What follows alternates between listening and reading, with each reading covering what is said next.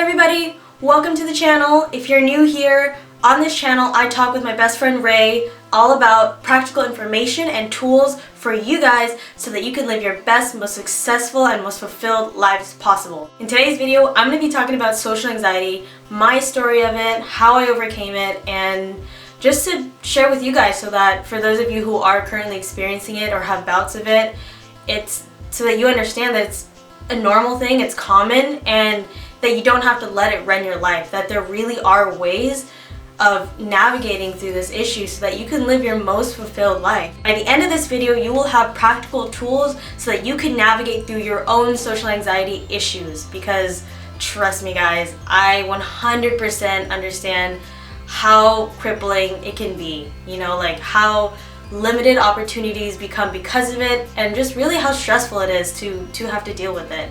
So here we go, let's do this.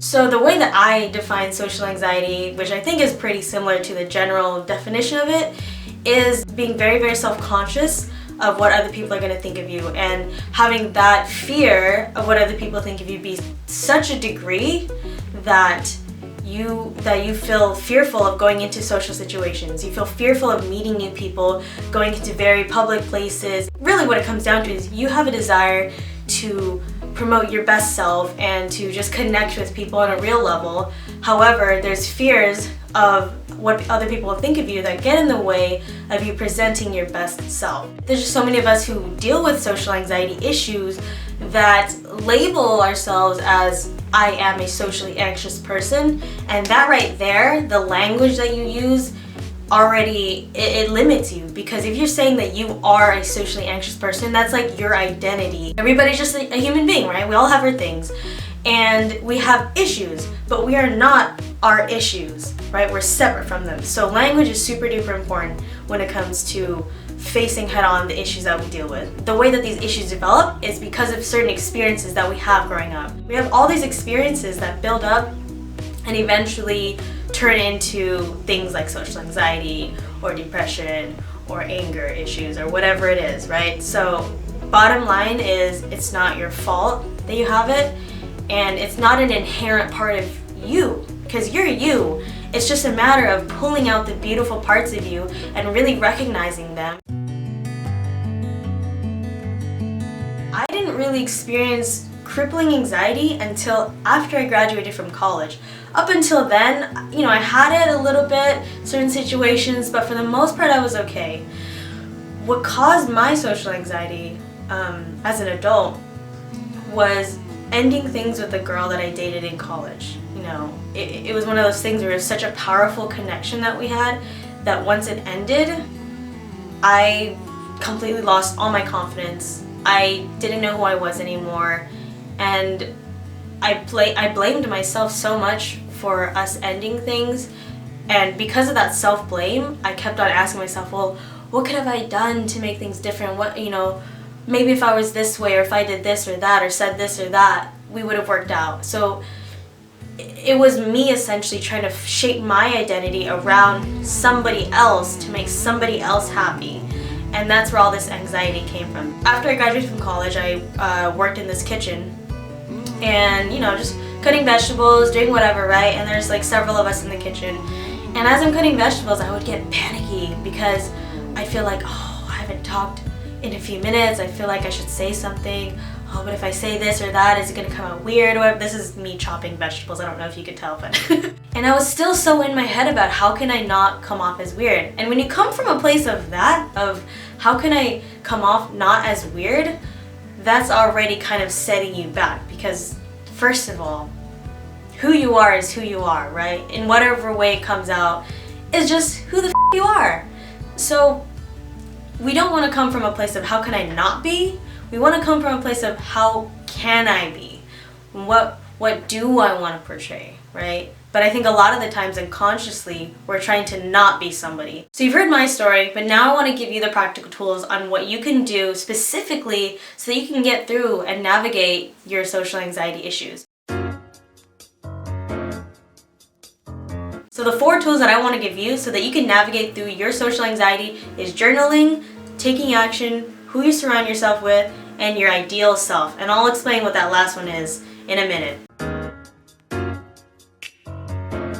So the main point of journaling is so that you can be really honest with the fact that you deal with this issue, because so many of us deny it or ignore it or minimize it and think that, oh, it's not a big deal, or, you know, oh, it's just who I am, I've accepted it. No, don't accept it. Don't settle for less, because if it's something that you really want to change about yourself, then you're gonna have to look at it and be really honest with yourself about, yes, I deal with this. And then you want to write down also the situations in which it happens. It doesn't have to be every situation, but just some of them, so that you can kind of get a full picture and a clear understanding of yourself of when it happens. Because the clearer you are about the issue, the more tools that you can give yourself on how you can get through each of those specific situations.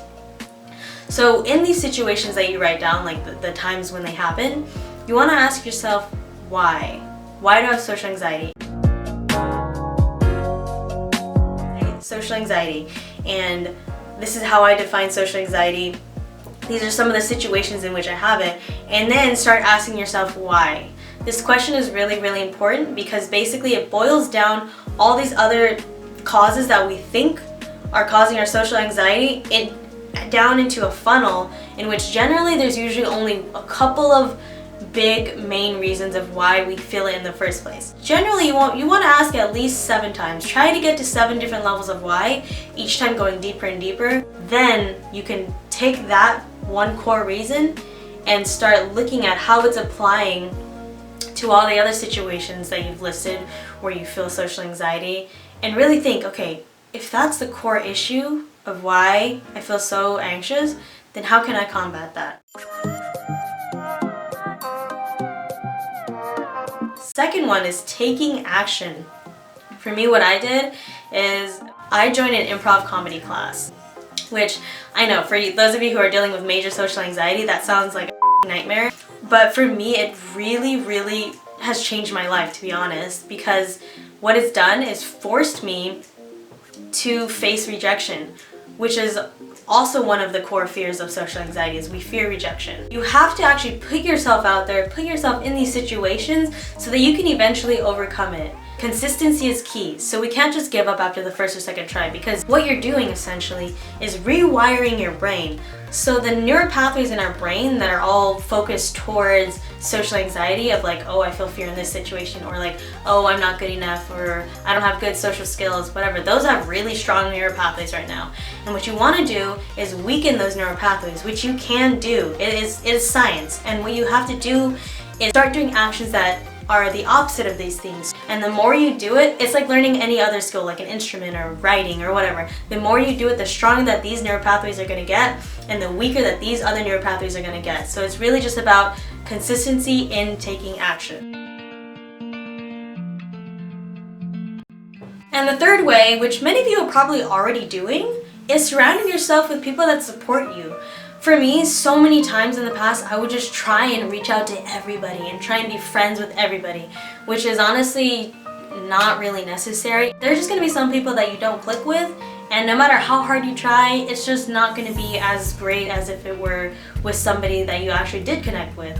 And that's the thing, you have to be more discerning of who do I actually connect with versus who am I trying to connect with and putting in way too much effort. If you feel tired after you hang out with somebody, then just call it a day and just hang out with the people that energize you, that make you feel good, that you laugh with. Because for me, it was so exhausting trying to connect and hang out with people that I didn't actually have genuine connections with. And I would blame myself a lot when things wouldn't go well with that person, or when just the conversation was stale or whatever. Like, I would blame myself a lot, and that fed back into my social anxiety of self-blaming and lack of self-acceptance. Alright, so the last one is what I call the ideal self, or the higher self. I love this one, and I think it's probably going to be the most practical tool for you in terms of when you're actually in the situations where you're feeling anxious. So the ideal self exercise is you take a piece of paper and you write down, this is really important to actually physically write it down because it makes it real. So you write down all the characteristics of what your ideal self would be. What is the best version of you that you could possibly imagine? What's the most fulfilled version of you, and what are the characteristics that they have? So for me, it was confidence, humor, the ability to navigate through any social situation, no fear of what other people would think of you, and all these things. So I listed them all down. And basically what you do is anytime you're in a situation where you're starting to feel that anxiety creep up, that self-doubt creep up, just remember, okay, what are the ideal characteristics that I put down? What would my ideal self do right now? What would the highest version of me do right now? How would they handle this situation? It's good to actually take that out and just look at it sometimes and just be like, just look at it and really feel as if you had these characteristics, which you do, just on another dimension that you haven't gone to yet, but that you will get to. And you just look at them and just be like, damn, wow, that's f***ing awesome that I am confident. That's awesome that I am funny, and I know that I am blah, blah, blah. And then you can, if you want to take it a step further, look at these characteristics and write down the situations in your life where you have experienced these. When have you felt your most confident? When were you just totally killing it with all the jokes? In what situation was it that you were having the most amazing conversation in your life? And really analyze them, because that way you're like building up this treasure chest of all these goodies, right? Of all the evidence that you do have these qualities already, that you already are this person that you want to be. If they resonate with us on some level, that means that we already have them inside of us. That's it for today, guys. I really hope you enjoyed it. This was a very personal topic to me, and I hope that by me being open and vulnerable with you about it, you found it not only helpful, but you found that it's okay to talk about these things. And before I end this video, guys, I want to ask you a question.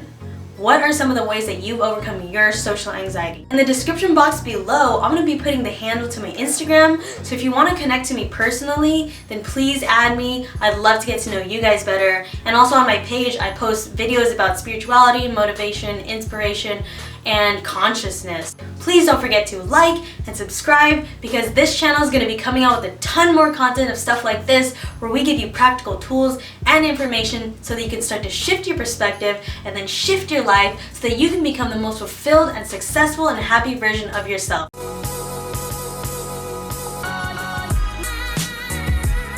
They're a human being, like the living, breathing soul of a human being, a living human being that is a spirit that lives this human life. This is the last take, I swear to God.